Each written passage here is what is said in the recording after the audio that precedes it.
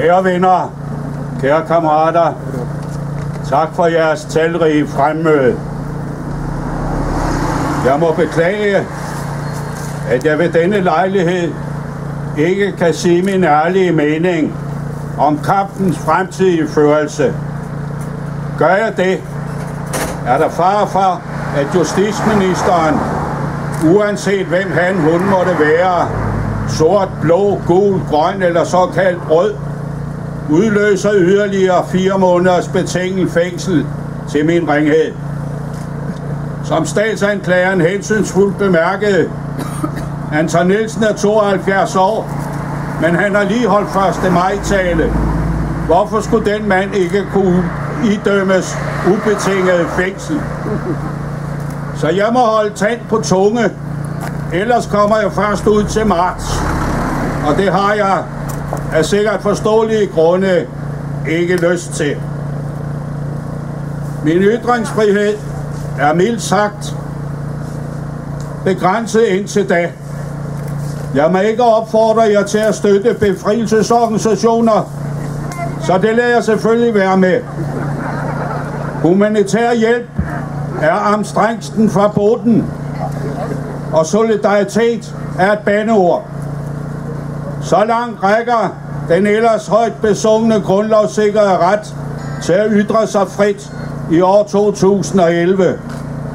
Så derfor må I nøjes med en halvkvæg vise.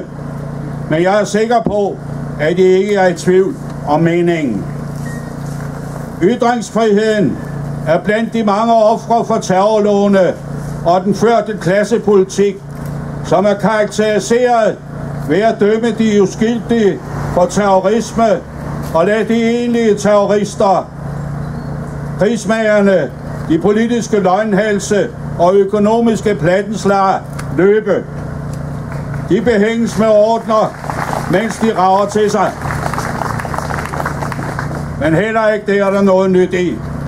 Man træder på de små, de som er udsat til at betale den kapitalistiske krise, samtidig med at man forgylder de, som i forvejen har rigeligt. Det bare er en renlivet klassepolitik. Den nye regering gør nok heller ikke i den sammenhæng den store forskel, snarere det værre.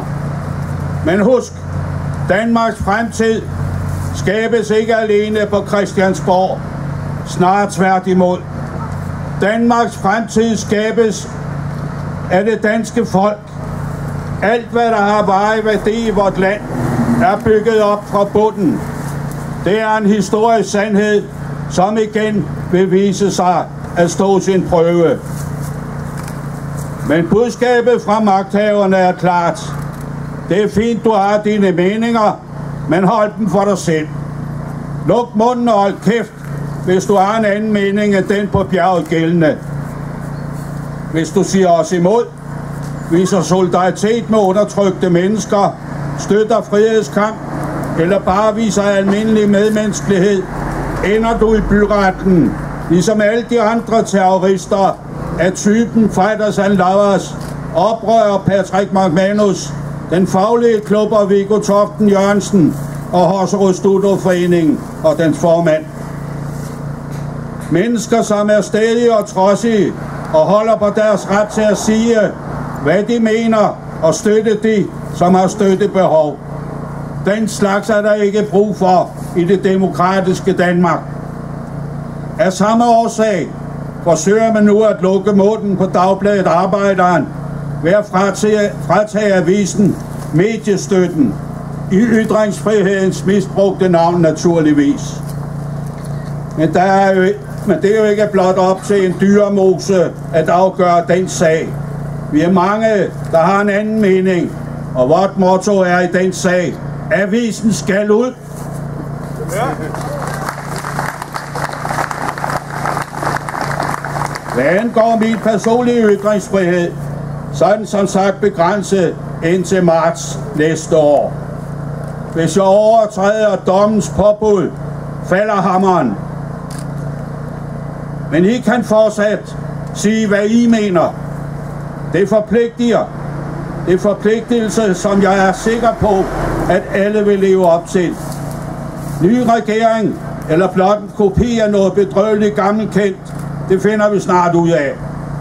Men vi ved allerede nu, at partierne i den nye regering alle har stemt for terrorlovene. Så vi kommer til at kæmpe for hver eneste skridt fremad. Derfor gå til modstand. Der er endnu ikke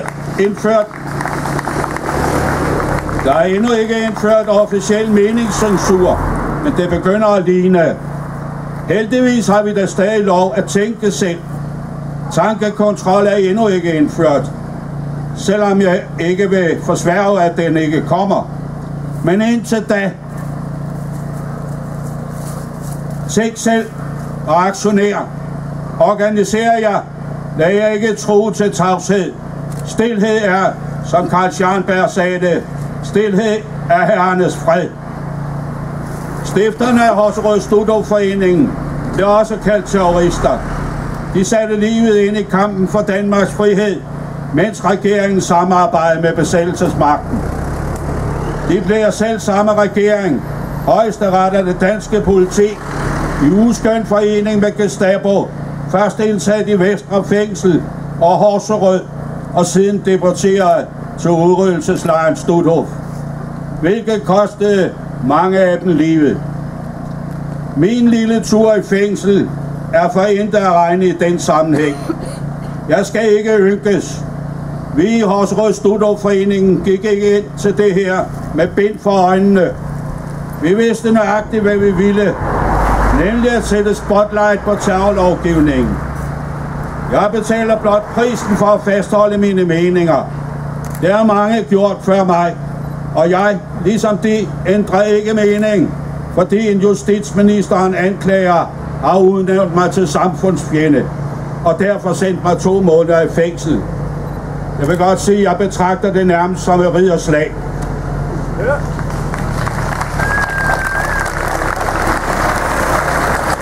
Men vi skal ikke være blinde for, hvad der er under opsejling. I dag må vi forvente, hvis vi sætter os op mod magthaverne, at vi ender foran systemets dommere. Og dommen vil være fældet, inden du overhovedet træder ind i retssalen. Det er der desværre heller ikke noget overraskende i. Sådan fungerer en politistat. De fleste tilhængere af og medkæmpere for ret og retfærdighed vil med statsgaranti følge efter mig. Og repressalierne vil efterhånden blive endnu hårdere.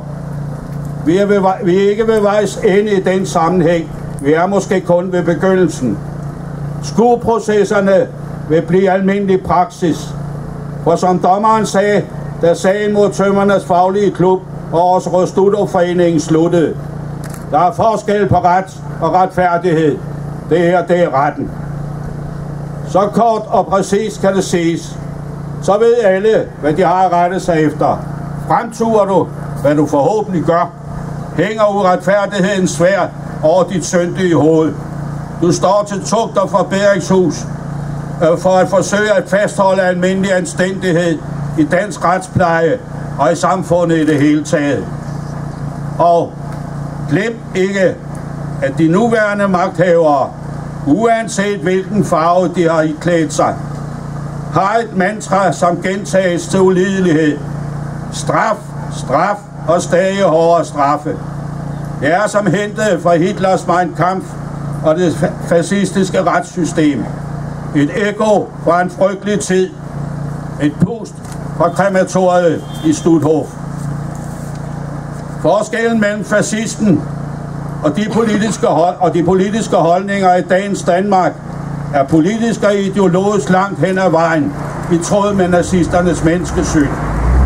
Den forgiftede politiske atmosfære her til lands er præget af en omsiggribende voldsmentalitet, som stinker langt væk af racisme, fremmedhed og et militaristisk og imperialistisk tankesæt, som foreløbig har ført Danmark ud i 4 krige: i Jugoslavien, i Afghanistan, i Irak og i Libyen.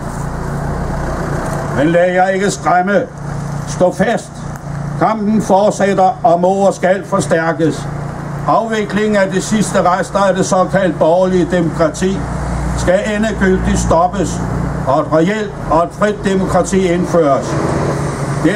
Derfor skal kampen mod politistat og kriminelle terrorlov brede sig og forstærkes.